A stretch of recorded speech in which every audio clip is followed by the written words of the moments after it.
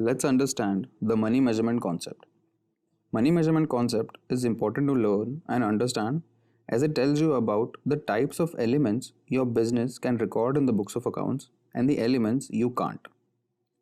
You can say that the money measurement concept simply tells you if something belongs in the books of account or not. Let's begin with an example.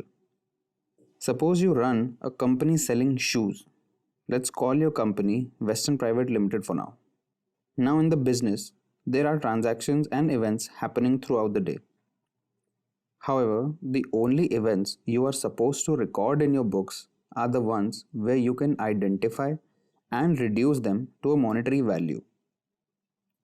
If, for example, you have a team of very hard-working employees, they contribute to your business in a very effective manner and make it possible for you to grow significantly.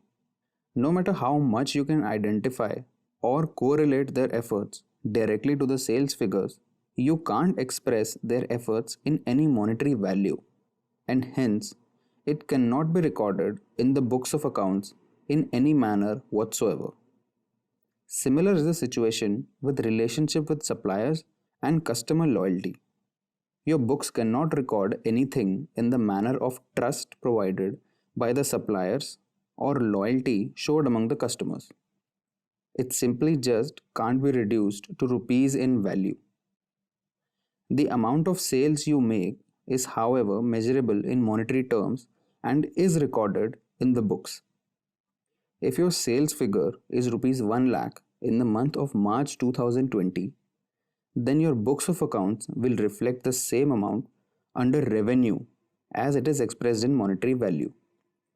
Now, there is a second aspect as well to this concept.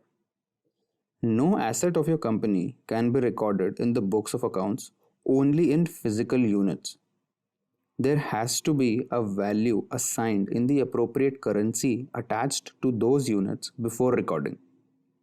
This is done because any further calculation done on the basis of accounting records need to be expressed in a particular currency, in our case it's rupees, as to get an appropriate and a fair picture of the financial aspects of the company. If you have 20 tables in your office, the only way they can be recorded in the books of accounts is if there is a value in rupees attached to them. If one table is of rupees 5,000, then the books of accounts will show tables worth rupees 1 lakh as you multiply the value of one table with 20. The books need to show the amount rupees 1 lakh against tables as the quantity of table is not a monetary value. In the end, I would conclude by stating that the only events supposed to be recorded in the books of accounts are the ones measured in any monetary value.